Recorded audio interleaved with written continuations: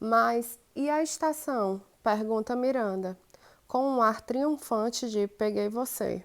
Com certeza deve dar para simplesmente pegar o trem, não? O guarda-caça olha para ela. Percebo como ele é atraente, ou pelo menos seria, se não houvesse algo sombrio em seus olhos. Os trens também não se deslocam muito bem sobre 1 metro de neve, explica ele. Então não fazem paradas aqui. E, de repente, a paisagem, com toda sua amplidão, parece se encolher em torno de nós. Doug. Se não fossem os hóspedes, o lugar seria perfeito, mas Doug imagina que sem eles não teria trabalho. O máximo que conseguiu, quando foi buscá-los, foi não demonstrar seu desprezo. Eles fedem a dinheiro, este grupo, como todos os que vão para lá. Quando se aproximavam da sede, o homem mais baixo de cabelo preto, Jetro, Joshua, se virou para ele com um ar de falando de homem para homem, erguendo um reluzente celular prateado. Estou procurando sinal de Wi-Fi, disse o cara, mas não encontro nada. Obviamente aqui não tem 3G, já saquei. Não dá para ter 3G sem sinal. Ha! Mas achei que ia começar a captar o Wi-Fi. Ou é preciso ficar mais perto da sede? Doug explicou ao homem que eles não ligavam o Wi-Fi a não ser que alguém pedisse. Às vezes o sinal pega, mas você precisa subir até lá, acrescentou ele, apontando para o encosto do muro. O homem demonstrou sua desolação.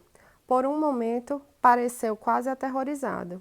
A mulher dele disse depressa: Tenho certeza de que você consegue sobreviver sem Wi-Fi por alguns dias, amor. E sufocou qualquer outro protesto com um beijo, a língua se movendo rapidamente. Doug desviou o olhar.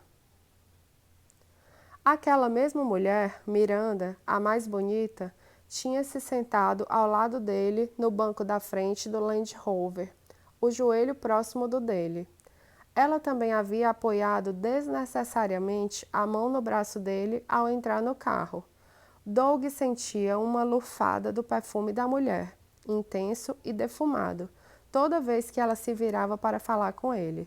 Tinha quase esquecido que havia mulheres assim no mundo, complexas, provocantes, do tipo que tem que seduzir todo mundo que vê pela frente, perigosas, de uma maneira muito particular. Heather é muito diferente. Será que ela usa perfume? Ele não se lembra de ter notado. Definitivamente maquiagem não. Ela fica mais bonita sem nenhum adorno cosmético. Ele gosta do rosto dela, em formato de coração, dos olhos escuros, das linhas elegantes de suas sobrancelhas. Quem não tivesse convivido muito com Heather poderia pensar que ela era uma mulher simples, mas ele achava o contrário, que no caso dela, as águas são tranquilas, porém profundas. Ele tem uma vaga ideia de que ela morava em Edimburgo antes, que tinha uma carreira de verdade lá, mas não tentou descobrir a história de vida dela. Isso poderia significar ser obrigada a revelar demais sobre a própria trajetória. Heather é uma boa pessoa, ele não. Antes de ir para lá, ele fez uma coisa terrível. Mais de uma, na verdade. Alguém como ela deveria ser protegida de alguém como ele. Os hóspedes estão sob os cuidados de Heather por enquanto, e isso é um alívio. Não foi fácil disfarçar sua antipatia pelo grupo. O homem de cabelo escuro, Julian, era esse o nome. É um exemplo típico das pessoas que se hospedam lá. Endinheirado, mimado, querendo contato com a natureza selvagem, mas secretamente esperando os luxos dos hotéis que está acostumado a frequentar. Eles sempre demoram um pouco para processar onde foram parar o isolamento, a simplicidade, a beleza inestimável dos arredores. Volta e meia passam por uma espécie de conversão, são seduzidos por este lugar. Quem não seria? Mas Doug sabe que eles não entendem direito. Acham que estão vivendo uma vida rústica em seus belos chalés com camas de dossel, lareira e piso aquecido, e a porra de uma sauna na qual podem dar um pulinho se realmente quiserem se esforçar. e os que ele leva para caçar veados se comportam como se de repente tivessem se tornado Leonardo DiCaprio no filme O Regresso, lutando na natureza com unhas e dentes. Não se dão conta de como ele facilitou as coisas, fazendo o trabalho sozinho, o monitoramento das atividades do rebanho, o rastreamento e o planejamento cuidadosos, deixando para eles a única tarefa de apertar o maldito gatilho. E até o tiro propriamente eles quase nunca acertam. Quando erram, podem provocar um ferimento capaz de levar o animal a sofrer durante dias com uma dor inimaginável. Um tiro mal disparado na cabeça, por exemplo, eles frequentemente apontam para a cabeça, mesmo que Doug diga: nunca mire na cabeça. A chance de errar é muito grande. Pode lacerar a mandíbula do animal e deixá-lo vivo na mais profunda agonia, incapaz de comer, sangrando lentamente até a morte. Então, ele está lá para finalizar o trabalho, com um tiro certeiro. Um tiro bem no meio do externo, permitindo que eles voltem para casa, posando de caçadores heróis. O ato de tirar uma vida, o batismo de sangue. Algo para postar no Facebook ou no Instagram. Imagens de si mesmos sujos de sangue e rindo como lunáticos. Ele já tirou vidas, muitas, na verdade, e não apenas de animais. Sabe melhor do que ninguém que não há motivo algum para se gabar. É um lugar escuro de onde, no fundo, nunca se volta. Algo muda em você depois da primeira vez. Uma transformação essencial em algum ponto profundo da alma. A amputação de algo importante. A primeira vez é a pior, mas a cada morte, as feridas do espírito vão criando raiz, e depois de um tempo não resta mais nada a não ser cicatrizes. Ele está ali há tempo suficiente para conhecer todos os diferentes tipos de hóspedes. Tornou-se um especialista nisso, tanto quanto na vida selvagem. O que não sabe bem é qual variedade detesta mais: o tipo na natureza selvagem, aqueles que acham que em poucos dias de luxo entraram em comunhão com a natureza, ou o outro tipo, aqueles que simplesmente não entendem, que acham que foram enganados, pior, roubados. Eles esquecem o que reservaram, ficam incomodados com tudo que destoa do tipo do lugar no qual estão acostumados a ficar, com piscinas cobertas e restaurantes com estrelas no guia Michelin. Em geral, na opinião de Doug, esses são os que têm mais problemas consigo mesmos. Removidas todas as distrações ali, o silêncio e na solidão são alcançados pelos demônios dos quais tentavam fugir. Com Doug é diferente. Os demônios sempre o acompanham, onde quer que ele esteja. Pelo menos ali tem espaço para vagar. Ele suspeita de que aquele lugar o atraiu por uma razão muito diferente da dos hóspedes. Eles vão até lá pela beleza. Ele foi pela hostilidade e a brutalidade do clima, que está em seu momento mais implacável agora, no auge de um longo inverno. Algumas semanas antes, no muro, ele tinha visto uma raposa se esgueirando pela neve, com a carcaça ressecada de uma pequena criatura presa na boca. Sua pelagem era fina e rugosa, as costelas aparecendo. Quando o viu, a raposa não saiu em disparada na mesma hora. Por um momento, ela o encarou também, hostil, desafiando-o a tentar tomar seu banquete. Ele simpatizou com o animal, uma identificação mais forte do que já tivera com qualquer humano, pelo menos em um bom tempo, sobrevivendo, existindo, apenas, não vivendo. Essa é uma palavra para aqueles que buscam entretenimento, prazer e conforto todos os dias. Ele sabe que teve sorte de conseguir aquele trabalho, não apenas porque combina com ele, com seu estado de espírito, com seu desejo de ficar o mais distante possível do restante da humanidade, mas também porque é muito provável que ninguém mais lhe desse emprego, não com o passado que ele tem. O homem enviado pelo patrão para entrevistá-lo, ao ver a frase em sua ficha, dera de ombros e dissera: bem, definitivamente sabemos que você saberá lidar com qualquer caçador clandestino. Só tente não atacar nenhum dos hóspedes. E então ele sorriu para mostrar que estava brincando. Acho mesmo que você vai ser perfeito para o trabalho. E isso foi tudo. Ele nem ao menos precisou se justificar ou se explicar, embora não houvesse justificativa. Não de verdade. Um momento de insanidade violenta? Não é bem isso. Ele sabia exatamente o que estava fazendo. Agora, quando pensa naquela noite, quase nada parece real. Parece algo visto de relance na TV, como se estivesse assistindo às próprias ações de longe. Mas ele se lembra da raiva golpeando seu peito, seguida pelo alívio fugaz. Aquele rosto estúpido e sorridente. Depois o som de algo estilhaçando. Em sua mente, a sensação de se sentir livre de códigos comportamentos normais soltos em um espaço selvagem. A sensação de seus dedos apertando com firmeza a carne que cedia. Mais forte, como se a carne fosse algo que ele estivesse tentando moldar com a pura força bruta em um formato novo e mais agradável. O sorriso finalmente desapareceu.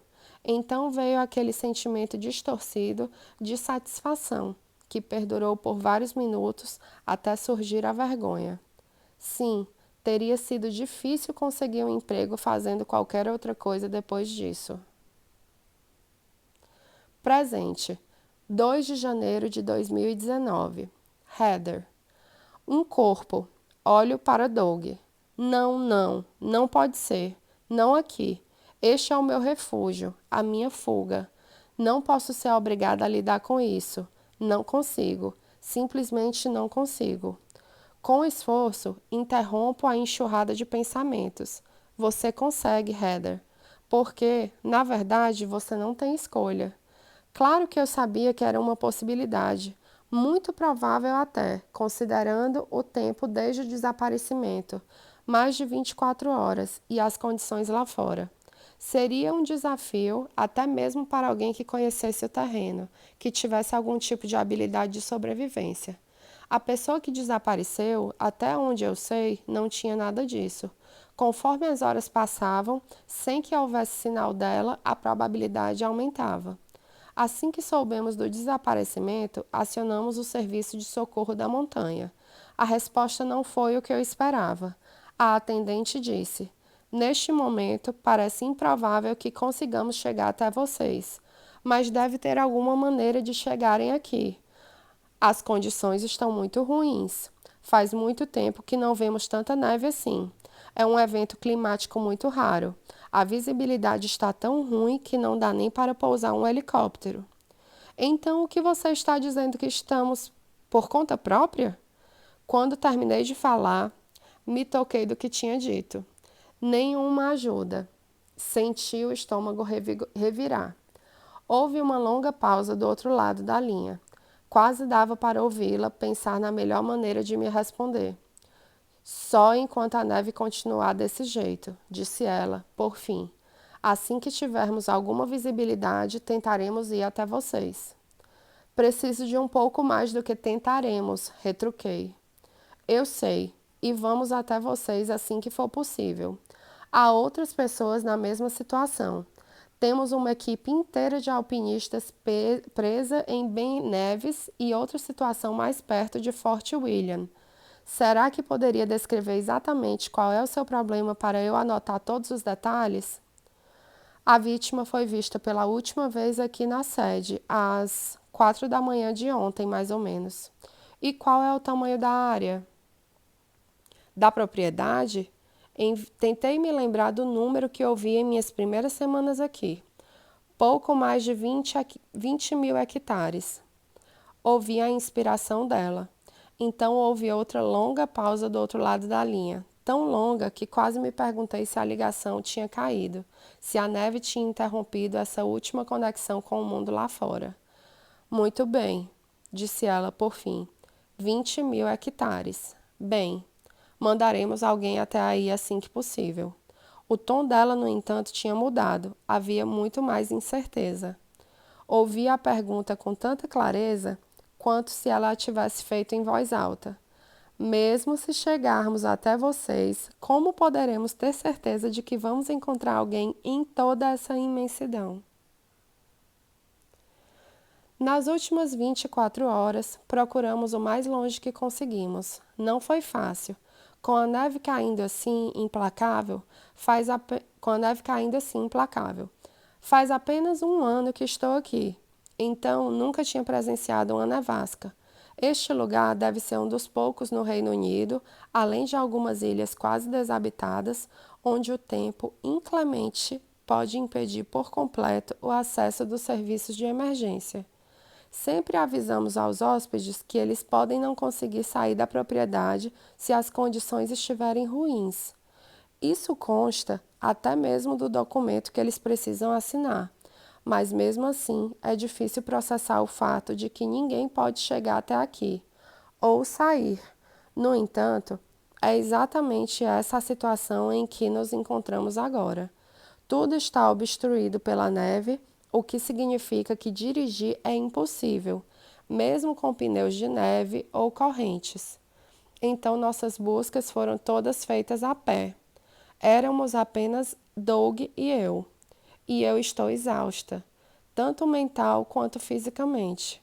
Não temos nem ao menos Iain, que vem quase todos os dias para fazer trabalhos diversos na propriedade. Ele vai passar a véspera do ano novo com a família, preso do lado de fora com o restante deles, sem utilidade para nós. A mulher do serviço de resgate pelo menos deu alguns conselhos que ajudaram. Ela sugeriu verificar primeiro os locais que poderiam ter sido usados como abrigo. Doug e eu vasculhamos todos os esconderijos em potencial na propriedade, o frio queimando nosso rosto e a neve dificultando nosso progresso a cada passo, até eu ficar tão cansada que me sentia bêbada. Caminhei com dificuldade até a estação, o que levou cerca de 3 horas, e procurei por lá. Pelo visto, houvera uma conversa entre os hóspedes sobre pegar um trem de volta para Londres. Um dos hóspedes desapareceu, afirmei ao chefe da estação, Alec, um homem parrudo com o rosto melancólico e sobrancelhas caídas. Estamos procurando por toda a propriedade. Depois descrevi o desaparecido. Será que eles não teriam pegado um trem? Eu sabia que era ridículo, mas achei que tinha que perguntar. Ele riu da minha cara. Um trem? Com esse tempo? Perdeu o juízo, moça? E mesmo que não estivesse assim, os trens não circulam na véspera do ano novo.